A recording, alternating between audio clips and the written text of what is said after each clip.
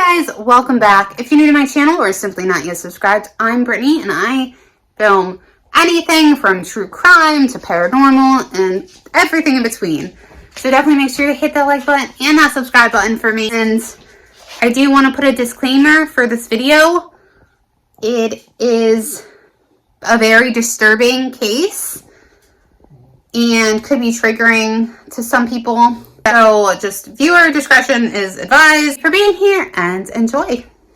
From 1988 to 1990, the Genesee River Killer would go on to kill 11 women in upstate New York. So who was the Genesee River Killer? Well, he was a man by the name of Arthur Shawcross. Arthur Shawcross was born on June 6, 1945.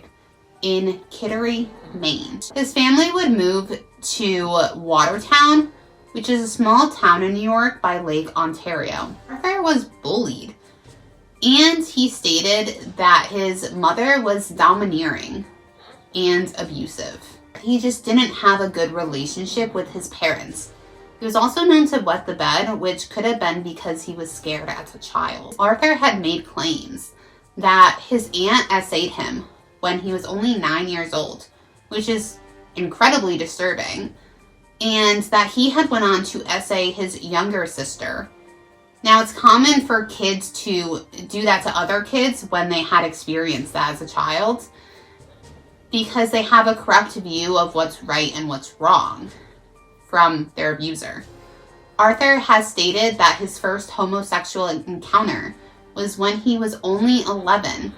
After that, he started experimenting with bestiality, which is so disturbing. His parents and siblings both deny his claims and say that Arthur had a very normal childhood and that it's just his imagination.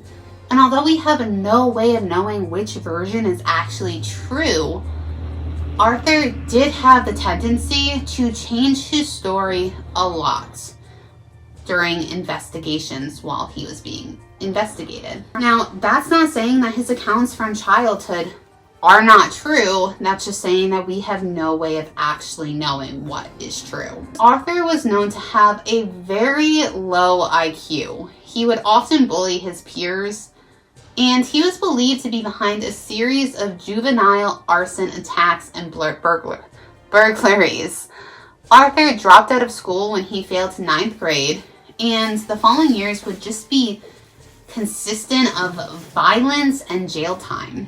His first probationary sentence was in December of 1963 due to smashing a store window. Arthur would go on to marry his first wife, Sarah, in September of 1964. They had a son together in October of 1965. But their marriage would be over after Arthur was convicted for unlawful entry in November of 1965. So very, very short marriage. Him and his wife divorced soon after. Sarah has said that Arthur was abusive, and as part of the divorce, Arthur had actually given up his paternal rights to his son. Never saw him again, which is definitely for the better. In 1967, Arthur would get married to his second wife. This marriage was also short-lived and happened after he was drafted into the army that year.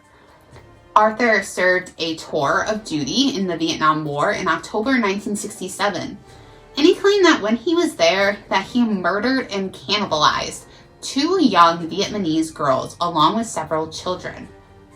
Now, there's no evidence to support this. He also claimed to combat kill 39 people, but when this was investigated, it was found that he didn't kill anyone while he was in Vietnam. When he returned from his duty in 1968, him and his wife returned to Clayton, New York. She divorced him shortly after saying he was a pyromaniac, which means someone who's obsessed with starting fires and really wants to just burn things. In 1968, he was in trouble yet again. He was caught and convicted for arson attacks.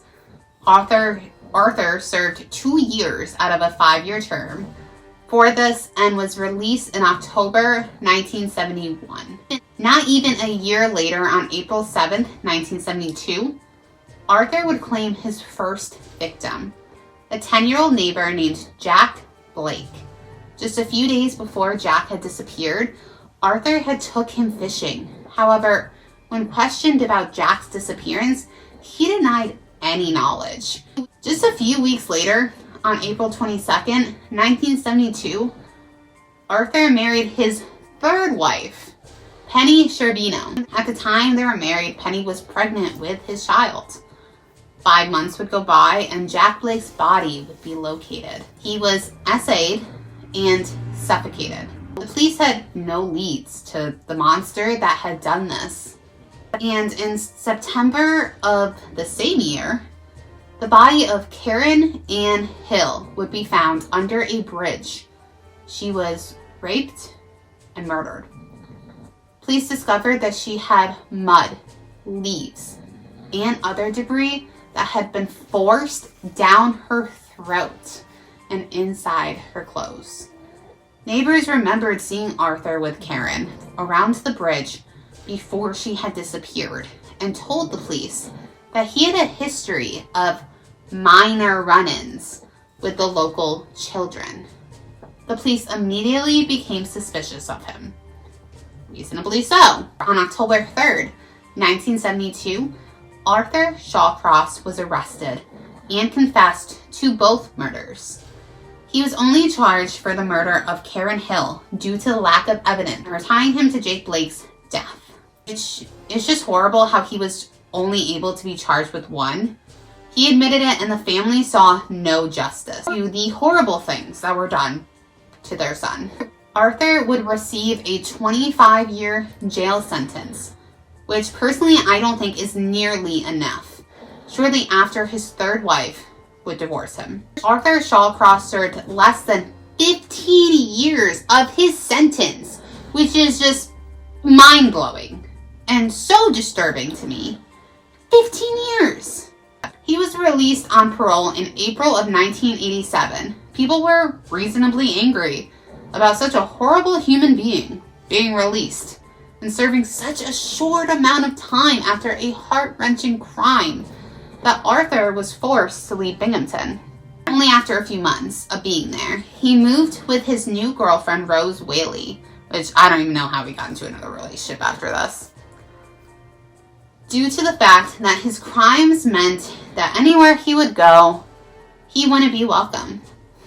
Authorities made the decision to seal his criminal record, which is absolutely ridiculous and, in my opinion, an incredibly stupid decision. Why they actually thought this was a good idea, I just can't.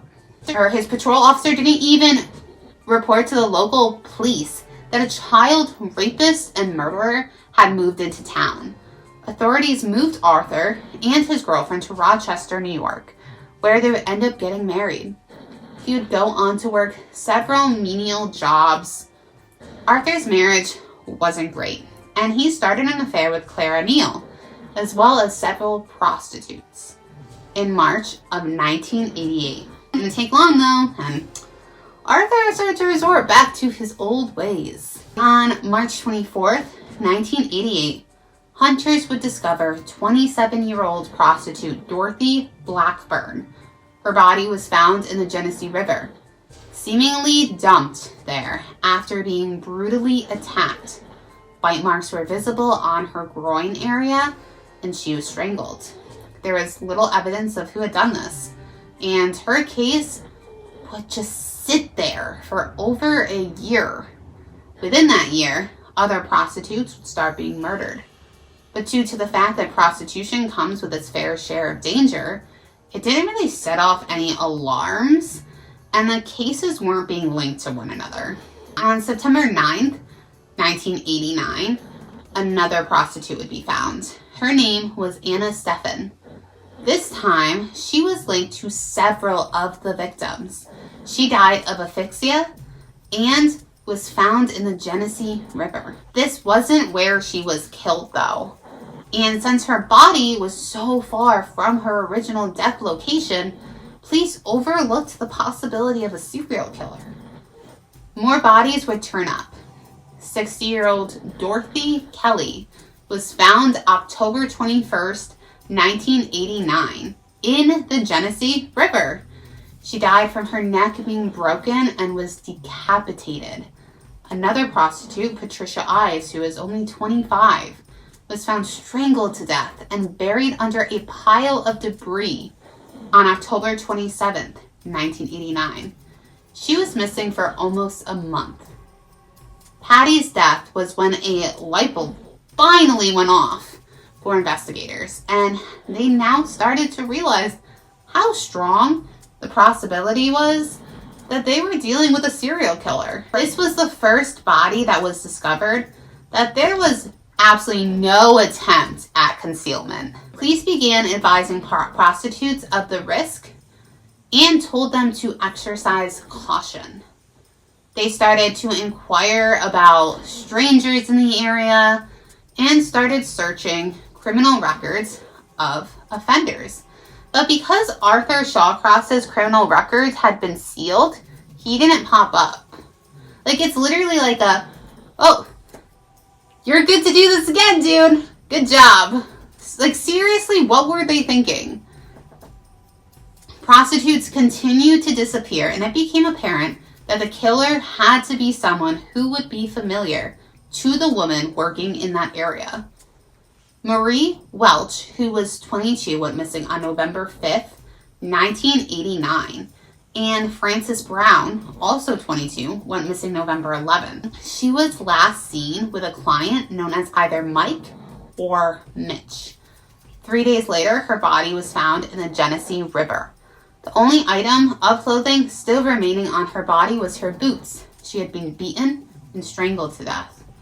Kimberly Logan, who was 30, was found dead on November 15th, 1989. She had been brutally kicked and beaten. Dirt and leaves were shoved down her throat, which is similar to the little girl. On November 23rd, a man walking his dog discovered the body of 26-year-old June Scott. She had not been a prostitute, so this one was different. She was also not a drug user. So because these were not connected, the police did not connect her with the serial killer at first. She had been strangled and mutilated after she died. She had her labia removed and was gutted from her throat to her crotch. A truly horrific and gruesome crime. As the death toll grew, police actually went and sought FBI help. They decided the 11 unsolved prostitute murders in subgroups according to method and position was the best way to do it. They believed the killer was a white male in his 20s or 30s who was strong, most likely had a previous criminal record, was familiar with the area, and comfortable enough with his victims that they would enter his vehicle and not question it at all. The lack of sexual interference suggested that it might be someone who had a sexual dysfunction. And the horrific things done to June Scott and not any other victim indicated that the killer was becoming more comfortable around the corpses and was most likely returning to the crime to relive the attack, When Elizabeth Gibson was found on November 27th, it brought a breakthrough to the case. The suspect, Mitch, had been seen shortly before she went missing. However, even with this information, police were no closer to finding out who Mitch was. On December 17th, another woman by the name of June Cicero went missing. She was 34 and was a seasoned prostitute who was known for her good instincts and for staying alert. So it was very odd to the girls that she was missing. I'm sure that struck even more fear. On December 28th, Felicia Stevens disappeared. On December 31st, a pair of jeans were found near the river. The jeans had an ID card in them for Felicia Stevens. So the police started an aerial search of the surrounding areas. And on January 2nd, 1990, a helicopter spotted what looked to be a naked female body lying on the frozen surface of the river by a bridge in the forest. The body was not Felicia Stevens, but instead June Cicero. She had been mutilated after she died and was sawn almost in half. The helicopter also spotted a man standing on the bridge next to a small van. He appeared to be either pleasuring himself or urinating. You guessed the latter. Arthur Shawcross had indeed done what investigators believed the killer would do. He returned to the scene of the crime to relive the pleasure of the attack. Patrol teams on the ground were alerted to the vehicle, which had sped away.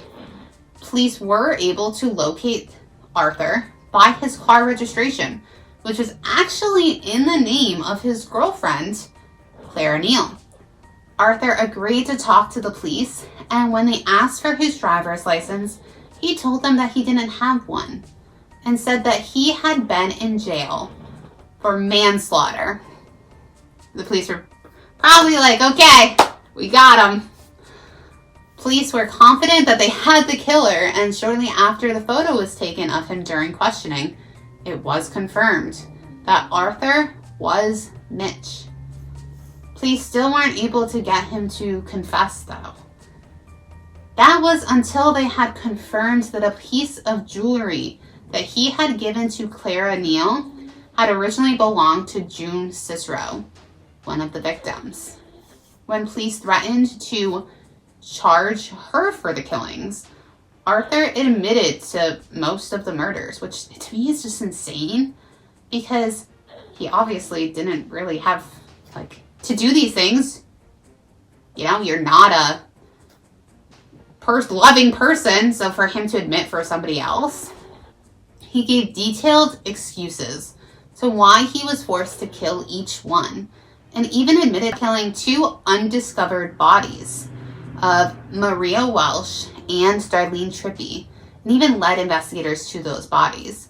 When detectives gave Arthur a list of 16 missing or murdered women, he immediately denied having nothing to do with 5 of them, but admitted to the rest. He claimed one victim tried to steal his wallet.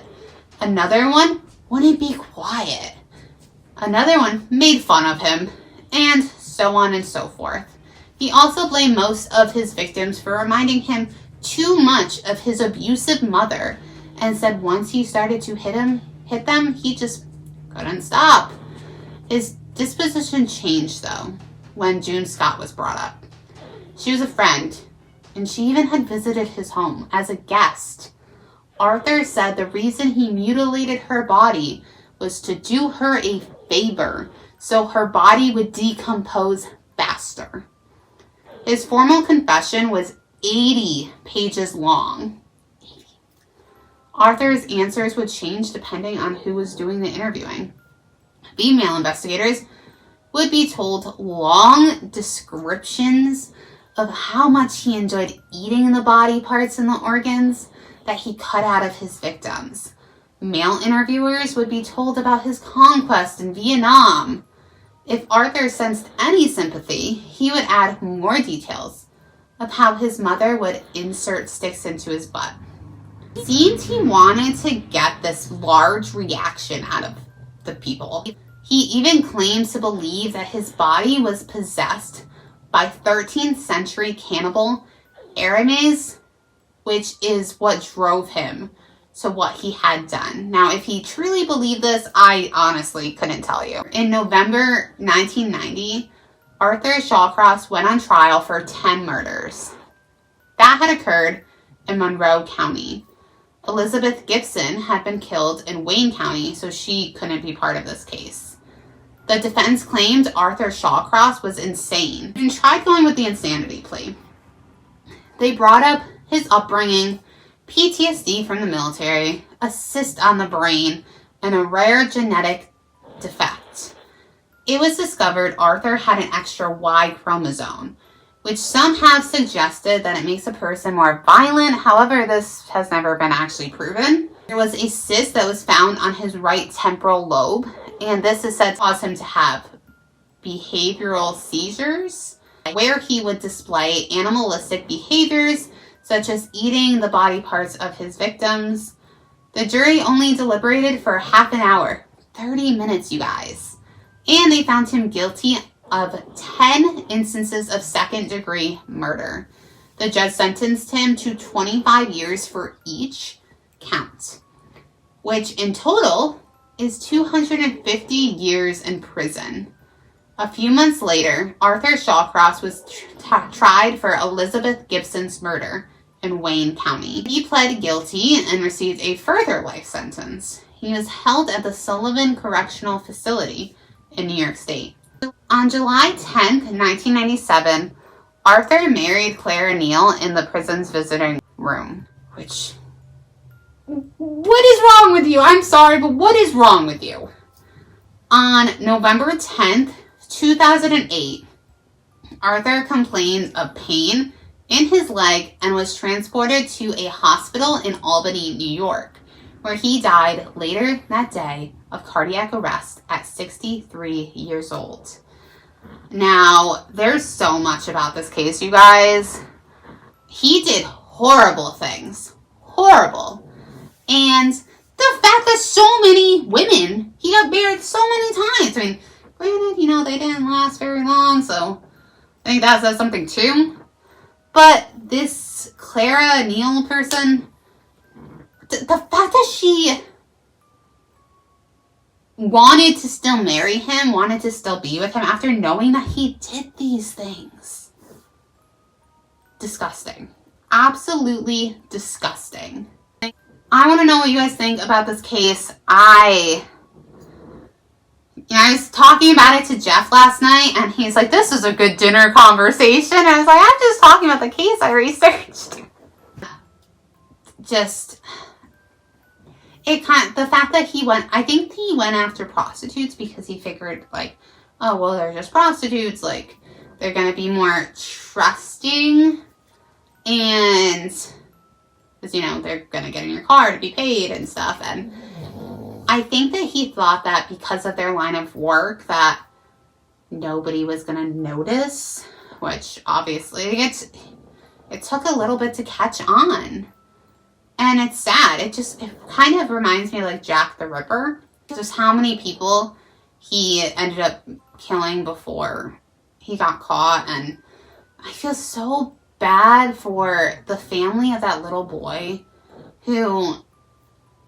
and the little girl, because 15 years, only getting sentenced for 15 years, and then they wipe his slate clean.